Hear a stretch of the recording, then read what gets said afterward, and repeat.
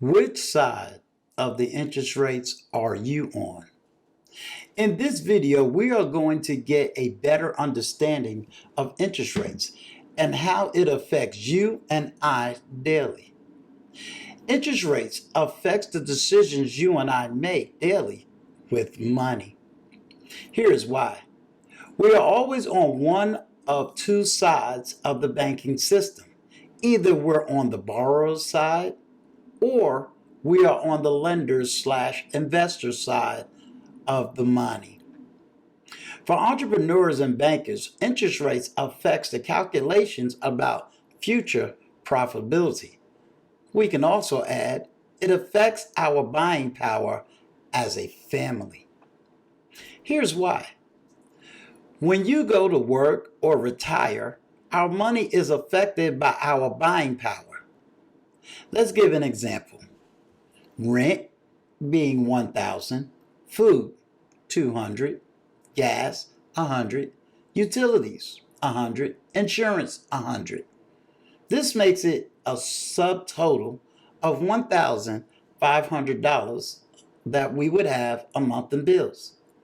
Now let's say our income is $3,000, which leaves us $1,500 in buying power. Now, if the interest rates on any of the goods and services goes up, this is how it affects us. Our rent is up by $1,300, food is up to $220, gas is up to $150, utilities $125, insurance $125. Our income is still $3,000 a month. However, our buying power is now $1,080 is buying power, which means a loss of $420. If you and I lost $420 per year because of the interest rates going up and our income does not move, then we would be underwater or flat broke in 7 years. This is one of the reasons why the middle class and the poor is losing because of interest rates and being on the wrong side of the interest rate divide. Soon, they, the middle class and the poor, become borrowers because they are trying to afford a lifestyle they no longer can afford to live. Here's an interview I did with The Intentional Millionaire where I explain why the middle class is losing. Purpose of business is to produce wealth.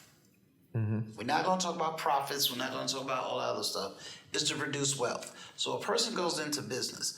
That business owner, their whole responsibility is to produce wealth.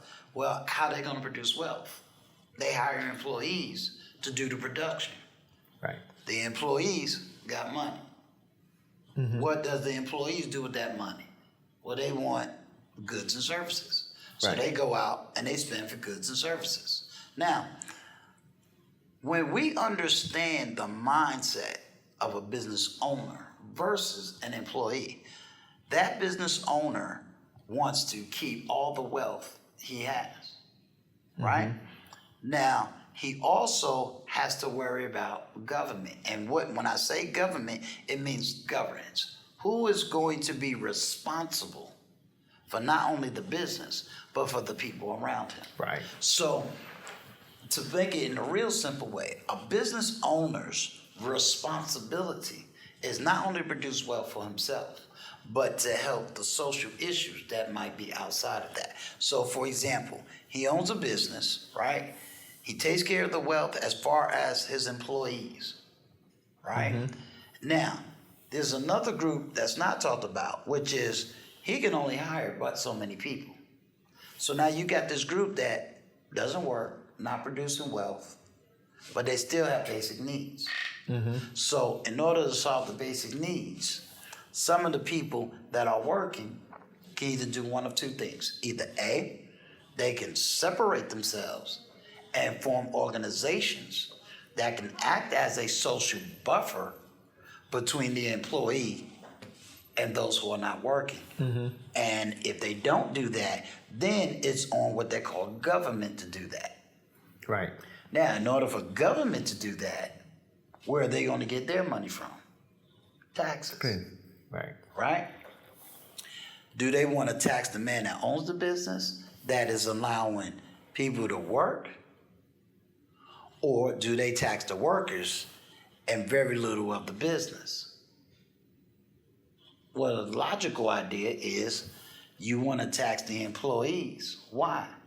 Because if you tax the employees, A, you get more money. B, that tax will then be able to help the class that doesn't work. If you tax the business owner, well, he's a businessman. So what is he going to do? Well, if you tax the business owner too much, where is he going to get his profit from? He's going to start getting rid of employees. Right.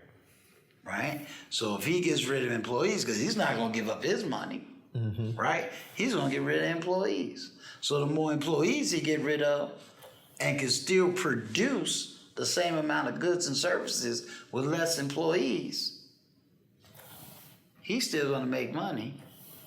You now have less employees, still producing the same goods and amount of services, but guess what else builds up? The social issues. Gotcha. Because these people can't produce. There's no jobs. There's nothing. So the more you have this problem, now government got to step in to solve this. They're going to do what? More taxing. Who's going to get taxed? Is it going to be these people, the business owner, or the employees? Employees. Employees. So now more employees get taxed. What's now happening to the wealth of their goods and services? It gets smaller and smaller and smaller. Now you have, as part of the niche of inflation. Gotcha. Okay? So, business owner is always going to look after his needs. I love my employees. But the government itself is going to tax who the most? The middle class. Gotcha. And the more the middle class is taxed, guess where they go? Are they going up or are they going down? They're going down. Exactly. And the more down your middle class becomes, look at now what's known as the economic divide. On the other side, how the rich and upper middle class keeps their lifestyle or increase it. 1, they find financial vehicles or ways to even out or beat the interest by becoming investors, which will give them more money than they are losing. Again, taking the number as before, a family sees that they are losing $420 per year.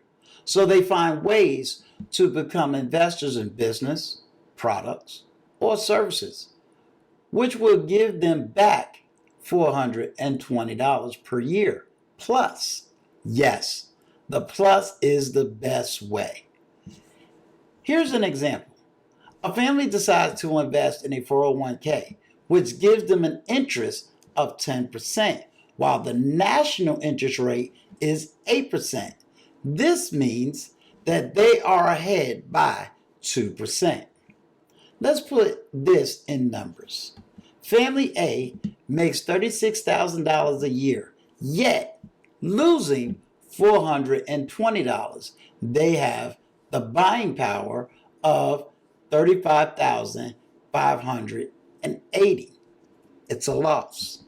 While family B makes the same amount, yet they gain an extra 2% over interest rate, which means they also make $36,000 plus the 2%, which is $720, equaling $36,720 per year. Do me a favor, leave a comment below if this makes sense.